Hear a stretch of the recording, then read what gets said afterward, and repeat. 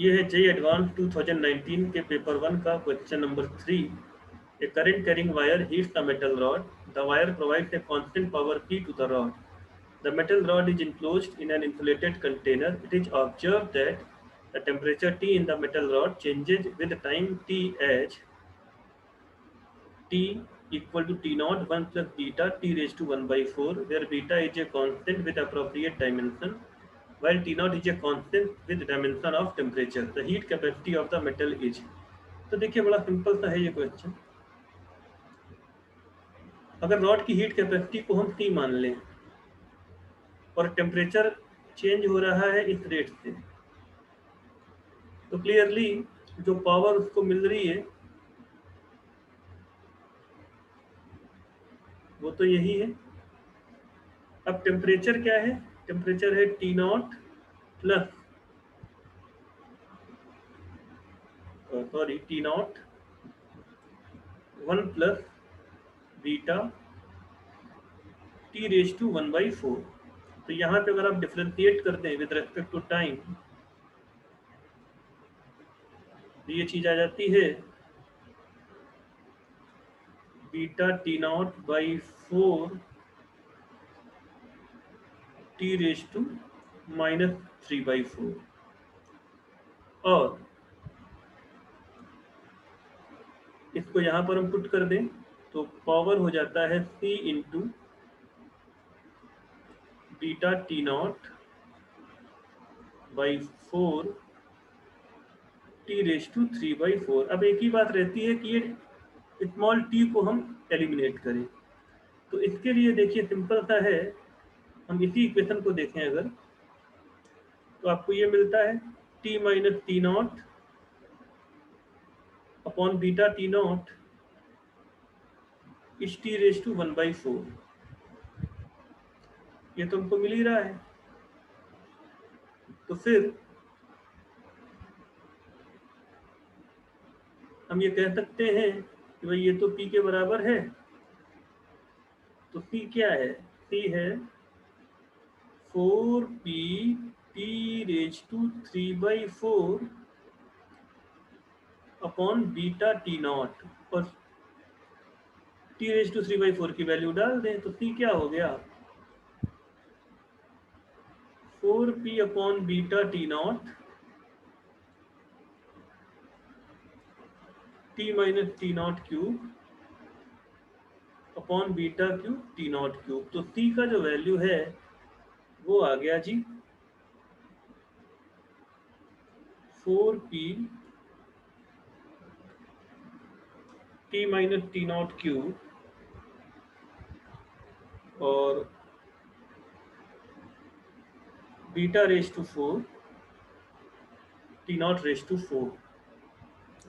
तो 4P T minus T naught cube upon beta raise to 4 T naught raise to 4। अब देखते हैं कौन सा आंसर मैच कर रहा है। तो आप यहाँ पे देख सकते हैं कि ऑप्शन ए जो है,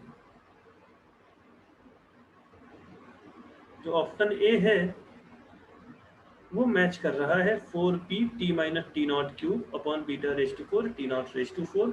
तो इसका करेक्ट आंसर हो गया ए। अब आ जाते हैं क्वेश्चन नंबर 4 पे। In a radioactive sample 4019K nuclei either decays into a stable 4020 calcium nuclei with decay constant this much, or into stable 4018 argon nuclei with a decay constant this much. Given that in this sample all the stable 4020 calcium and 4018 argon nuclei are produced by the 4019 potassium nuclei only, in time t into 10 raised to 9 years, if the ratio of the sum of the stable 4020 calcium and 4018 argon nuclei to the radioactive 4019 potassium nuclei is 99, then the value of t will be given ln 10 is 2.3।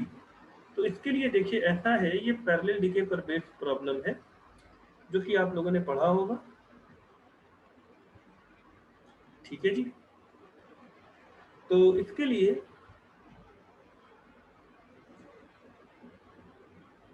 जो 4019K है इसको हम मान लेते हैं nucleus ए। जो 40-20 calcium है इसको हम मान लेते हैं न्यूक्लियस बी, और जो 40-18 आर्गन है इसको हम मान लेते हैं न्यूक्लियस सी। अब ए डिके करता है बी में और ए डिके करता है सी में एक साथ। टी इक्वल टू 0 पर Na की वैल्यू N0 है, यानी कि number of nuclei of A.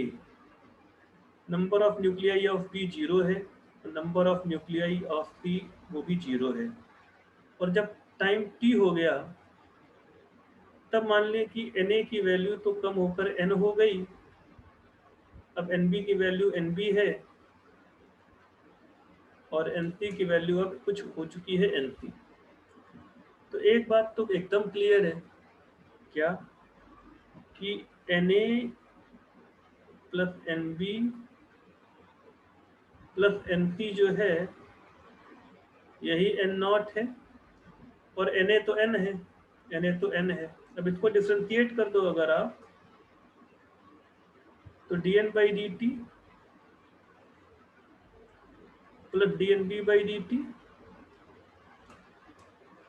Plus dNc by d t is 0, और यहाँ से आपको मिल जाता है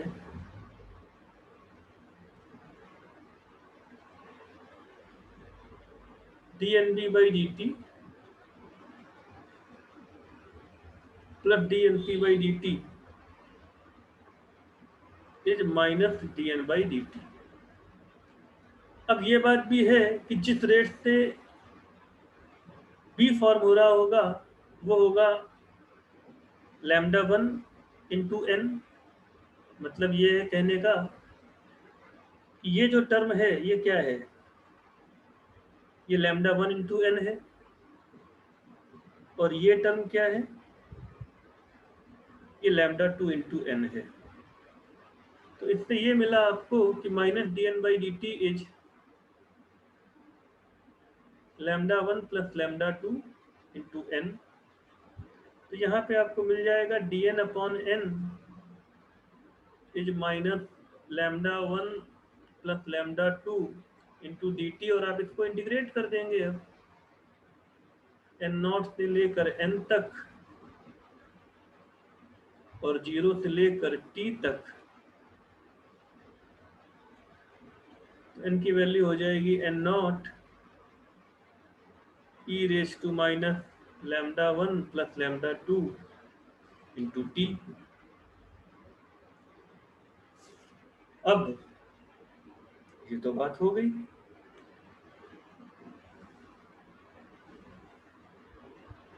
Nb प्लस Nc क्या है, N0 माइनस N, ठीक है ना। Nb प्लस Nc क्या है भाई, number of nuclei of calcium plus number of nuclei of argon. तो ये क्या है,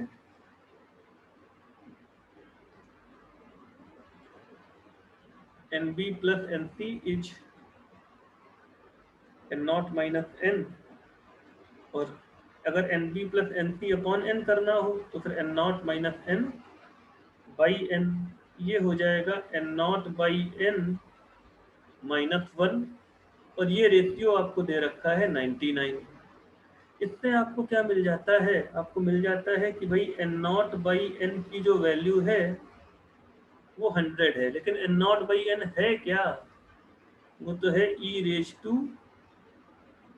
λ1 प्लस λ2 इंटू टी। ये बात यहाँ से क्लियर है, ठीक। अब ध्यान दें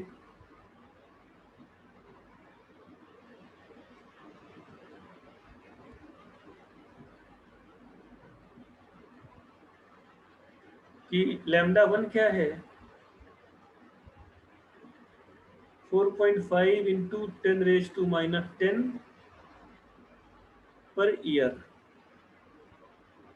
λ2 क्या है, दे रखा है प्रॉब्लम में 0.5 इंटू 10 रेज टू माइनस 10 पर year.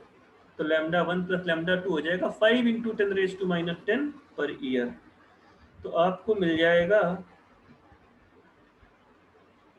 n naught by n is equal to 100 is equal to e raised to lambda 1 plus lambda 2 यानी कि 5 इंटू 10 रेज टू माइनस 10 पर ईयर इंटू टी। तो टी क्या है? T into 10 raise to 9। तो year, year और year cut जाएगा, ठीक है जी, ये तो कैंसिल हो गया। 10 raise to 9 multiplied by 10 raise to minus 10, तो ये आ जाएगा 10 रेज टू माइनस 1, तो 0.5 टी हो जाएगा टी बाई 2। आपको ये मिल गया एक तरह से 100 is equal to e raise to T by 2। अब अगर आप इसको लिख दो 10 स्क्वायर और दोनों तरफ नेचुरल लॉग ले लो, तो ln e raise to T by 2 is ln 10 square, तो इट इज 2 ln 10 और ये है t बाई 2। तो t की वैल्यू क्या आ गई बच्चों? 4 ln 10। अब अगर 4 ln 10 वैल्यू आ गई, दिस बिकम 9.2, तो फिर करेक्ट आंसर क्या हो जाएगा? करेक्ट आंसर हो जाएगा 9.2। तो क्वेश्चन नंबर 3 का करेक्ट आंसर हो गया ए, और क्वेश्चन नंबर 4 का करेक्ट आंसर हो गया 9.2। Thank you.